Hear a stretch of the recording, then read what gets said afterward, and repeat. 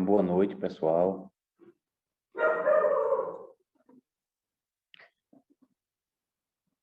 Hoje nós vamos continuar a leitura do Breve Parinirvana Sutra, que é o último discurso do Buda. Aquele texto que a gente começou a ler segunda-feira passada, né? E lembrar que eu não leio o texto todo, eu leio apenas algumas partes do texto, do Sutra, dos ensinamentos, e eu também queria reforçar que a gente já estudou também esse Sutra em outros contextos, por exemplo, quando a gente falou da determinação, quando a gente falou da equanimidade, da importância da fala.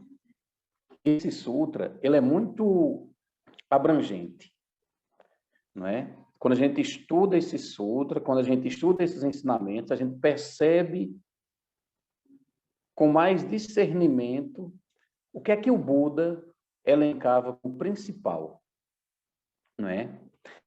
E só para a gente ter esse ponto de partida, eu também queria dizer uma coisa que eu estava refletindo hoje à tarde, que é o fato de nós já termos várias qualidades. Nós também não somos desprovidos de virtudes. Nós não somos desprovidos de coisas positivas, não é? Nós já temos uma certa bagagem de qualidades, lógico. De defeitos também, né? Mas vamos primar por essas qualidades. E é importante que o praticante espiritual, ele perceba quais são as qualidades que ele tem, ele saiba ver isso com clareza, quais são as minhas qualidades internas. E também que ele consiga perceber quais são as qualidades que ainda precisa desenvolver.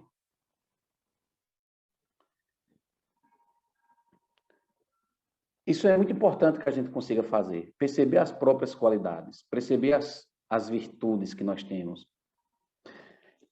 E o fato de dizer que nós temos virtudes, que nós temos qualidades, não significa dizer que a nossa vida ela vai ser sempre uma perfeição. Eu estava conversando com uma pessoa recentemente e a pessoa disse, eu quero logo acabar com todos os problemas da minha vida. Aí eu olhei assim, a gente não vai acabar com os problemas. Agora a gente pode e deve mudar a forma que a gente se relaciona com aquilo que chega até nós, não é? E quando a gente pratica realmente, a gente começa a perceber que dependendo como a gente posiciona a nossa mente, dependendo como a gente posiciona nossas emoções, dependendo como a gente entende a realidade, a gente pode ter menos problemas. Mas os problemas, eles são naturais do mundo que a gente vive, não é? Então, eu queria reforçar isso. Nós já temos certas qualidades. Nós precisamos identificar quais são essas qualidades, reforçá-las e observar aquilo que ainda nos falta. Portanto, a gente já tem um ponto de partida, pessoal. Nós já temos um ponto de partida. E essas qualidades que nós temos, elas se misturam com alguns defeitos, com algumas questões individuais, algumas questões pessoais que nós temos. Tudo isso está misturado num ser complexo que a gente chama de nós mesmos. Não é? Então, nós somos essa complexidade de coisas. E que, quando a gente vai praticando, a gente começa a perceber com mais clareza, com mais discernimento, aquilo que é essencial e não aquilo que é apenas secundário. Porque quando a nossa visão está embaçada, o Zen gosta muito de falar da visão com poeira nos olhos, quando nossos olhos estão empoeirados, a gente muitas vezes prefere aquilo que é secundário ao invés de preferir aquilo que é essencial. Então, esse sutra, ele mostra um pouco disso, não é? Na parte que eu vou ler hoje, a gente vai falar um pouquinho sobre a importância do despertar. Olha que coisa linda, mais uma vez, o despertar, não é? O despertar, para a gente não viver dormindo, o despertar que a gente começa a trabalhar quando tem a atenção plena, quando vivencia os fatos da vida comum, porque a vida comum, como diz o mestre Dogen, já é a vida iluminada, é como eu vivo. Nós vamos falar também um pouquinho da importância do contentamento, nós vamos ler um pouquinho sobre o contentamento, porque, como eu estava dizendo antes, essa vida comum ela é importante. Não significa dizer que a gente não vai ter problemas, não é? Mas, coisa é a gente viver, passar por problemas com um contentamento presente e passar por problemas sem ter uma base de contentamento, sem ter contentamento. No Sutra, o Buda vai deixar isso muito claro para a gente, não é? E depois nós vamos falar também da importância que é viver para não se arrepender.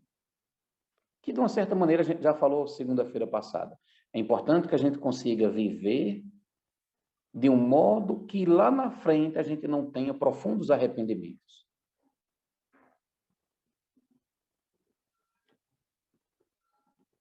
E também a gente começa a perceber a importância dos nossos relacionamentos. Por mais dificuldades que a gente tenha nos relacionamentos, esses relacionamentos, eles são importantes, porque eles nos oferecem uma chance de trabalhar, de desenvolver determinadas qualidades, de reforçar determinadas qualidades. E também o Buda vai falar sobre os 3 sinais. Às vezes aparecem nos textos 4 sinais. Os 3 sinais, ou os 4 sinais, são nascimento, envelhecimento, decrepitude ou doença e morte. Os 4 sinais. Tu já pensou nisso? A gente nasce, envelhece, adoece e morre. Qual o sentido disso tudo? E, às vezes, em um curto espaço de tempo, tudo isso acontece, né? Nasceu, já está envelhecendo. Né? Então, nós temos um intervalo, olha só, nós temos pelo menos, Bianca deve ter uns 12 anos, mais ou menos, deixa eu ver quem mais aqui. O pessoal tem em torno de 12, 15 anos, mas a gente já tem um intervalo de tempo bom, não é? Então, qual é a importância disso, do nascimento, do envelhecimento, da doença e da morte? O ano passado, só para a gente poder começar a leitura, o ano passado, estava dormindo, aí eu me acordei com a dor no braço esquerdo. Rapaz, o braço formigava, sabe? 12, Bianca. O meu braço esquerdo, ele formigava. E aí eu fiquei pensando. Eu durmo, às vezes, em cima do braço esquerdo, mas pode ser que não seja apenas uma dormência provocada pelo sobrepeso que estava em cima do braço. Para não dizer outra palavra. Aí eu disse, sabe de uma coisa? Eu vou ao médico. Porque por mais que eu tenha 41 anos, já considero que eu vivi algumas coisas importantes, algumas coisas interessantes. Imediatamente eu me pus a pensar o seguinte: a minha vida é boa. Por mais problemas que eu tenho, a minha vida é muito boa. Eu pratico os ensinamentos do Buda, eu estudo os ensinamentos do Buda, nós fazemos essas reflexões aqui sobre o Dharma, eu tenho uma vida pessoal eu tenho uma vida coletiva e onde posso desenvolver várias qualidades. Eu não pensei em desistir de ir ao médico. Eu vou. Por mais que este incômodo no meu braço esquerdo passe, eu vou. Porque a vida, ela é oportuna para a gente desenvolver essas qualidades que a gente já vem falando aqui já faz algum tempo. Não é? Então, começando o Sutra de hoje, assim, né? No meu material, Bianchi, pessoal que imprimiu o texto, o Sutra está na página 3, certo? Diz, o Buda fala o seguinte: dia e noite, pratiquem com determinação o bom ensinamento. Não percam tempo. Não negligenciem seus esforços.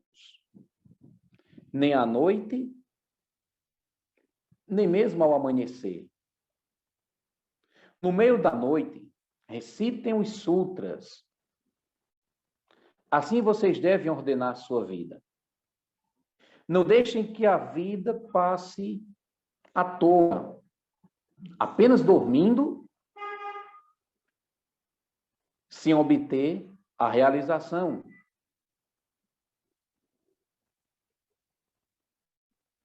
O dormindo aqui pode ser no sentido literal e também pode ser no sentido figurado, ou seja, iludido. Vocês devem se lembrar que o mundo todo está sendo consumido pelo fogo da impermanência. Rapidamente procurem despertar e não dormir. As paixões estão sempre prontas para matar uma pessoa, mais do que o inimigo mortal. Como vocês podem ficar dormindo e abaixar a guarda? As paixões são como uma cobra venenosa dormindo em sua mente. Não são diferentes de uma cobra dormindo em seu quarto. Espante-a com a ponta aguda dos preceitos.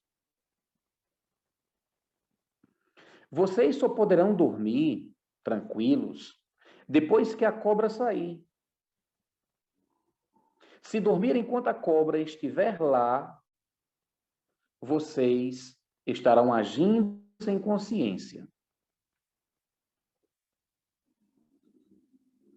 A consciência é como uma agulha de ferro, a qual se pinçam os enganos. Olha que massa! A consciência é como uma agulha de ferro que a gente identifica e pinça os enganos. Assim sendo, monges e monjas, sempre sigam sua consciência e não a ignorem nem por um só momento.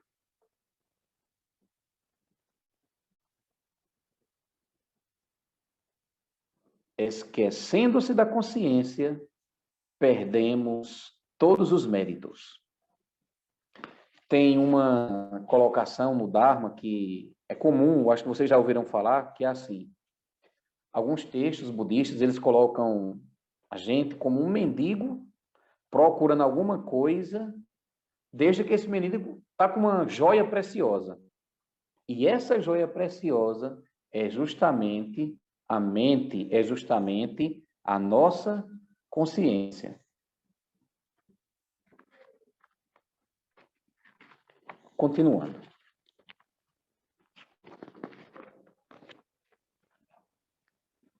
Se vocês querem se libertar de todo o sofrimento, vocês devem conhecer o contentamento. Eita. O estado de contentamento é a condição de prosperidade e bem-estar. A pessoa contente fica feliz mesmo quando tem apenas a terra para se deitar sobre ela.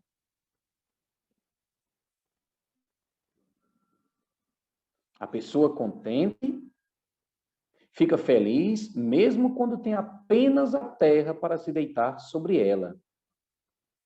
A pessoa que não se contenta está insatisfeita, mesmo em palácios celestiais.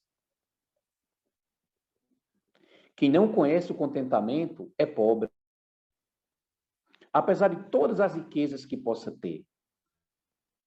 Alguém que é contente é rico, não importando quão pobre possa ser. Quem não conhece o contentamento é sempre arrastado por desejos e deve ser apiedado por quem é contente. É interessante essa questão do contentamento. E quando a gente fala que uma pessoa, mesmo não tendo nenhum bem material, ela pode ser contente, a gente não está pregando que as pessoas não tenham nada, não é isso, não. A gente está dizendo que muitas vezes nós estamos em um palácio e estamos profundamente infelizes. E também acontece o contrário.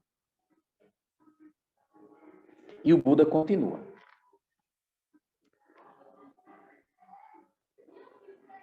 Se não fizerem nada e morrerem em vão, vocês só encontrarão arrependimentos futuros.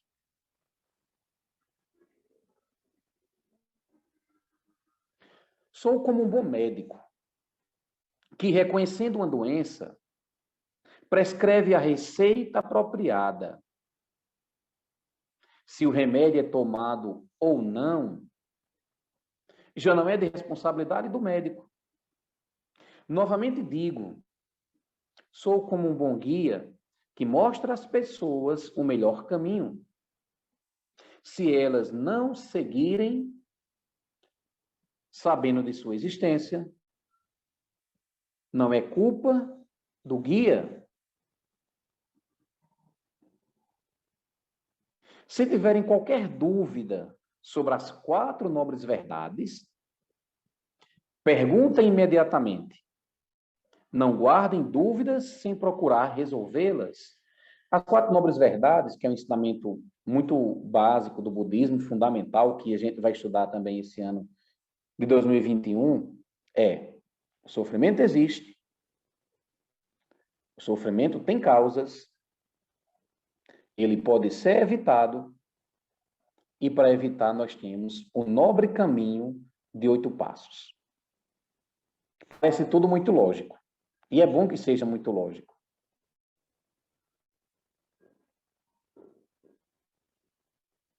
Exatamente, Romeu-san. Continuando.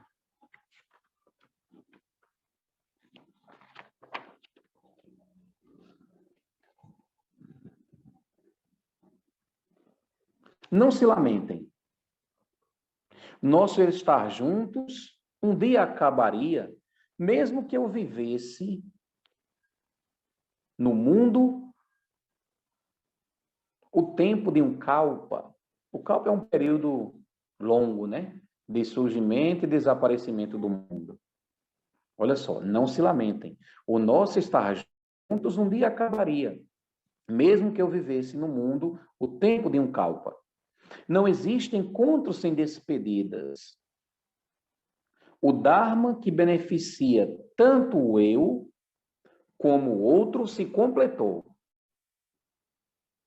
Mesmo que eu vivesse mais, não haveria nada a adicionar ao Dharma.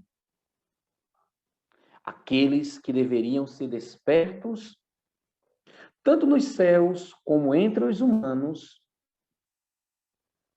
foram acordados, foram despertos. Se todos os meus discípulos, de geração em geração, a partir de agora, praticarem o Dharma, o corpo do Dharma do Tathagata existirá para sempre e nunca será destruído. Isso é muito lindo, eu vou repetir, porque não pode ser dito só uma vez isso aqui. Se todos os meus discípulos, de geração em geração, a partir de agora, praticarem o Dharma, o corpo do Dharma, do Tathagata, existirá para sempre e nunca será destruído. Quantas gerações nós temos de pessoas que vêm praticando o Dharma, que vêm praticando os ensinamentos? Aliás, eu não sei se a gente já conversou um pouquinho sobre isso, mas o Dharma, ele existe independente do Buda. O Dharma não é uma criação da mente do Buda. O Dharma ele existe independente do Buda, mas os Budas, os seres iluminados, percebem o Dharma e revelam para nós.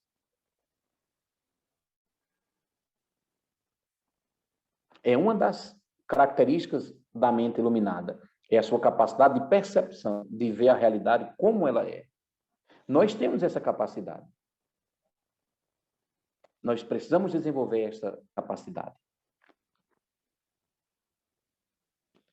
Saibam que tudo no mundo é impermanente. Saibam que tudo no mundo é impermanente. O que se junta, inevitavelmente se separa. Não se preocupem, pois esta é a natureza da vida.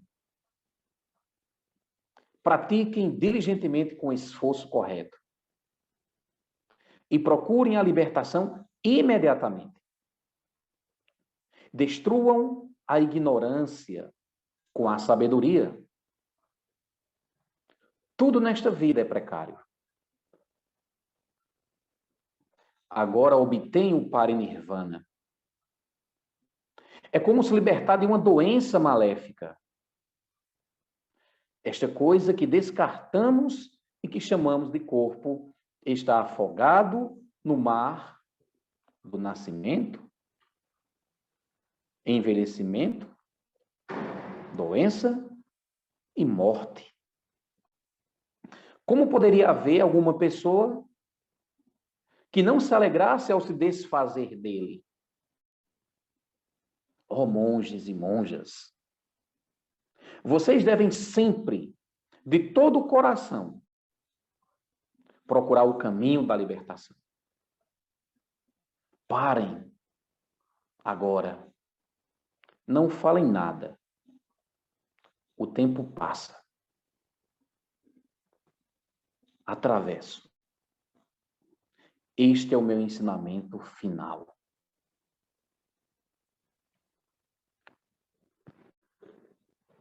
Que os méritos de nossa prática se estendam a todos os seres, que possamos nos tornar o caminho iluminado.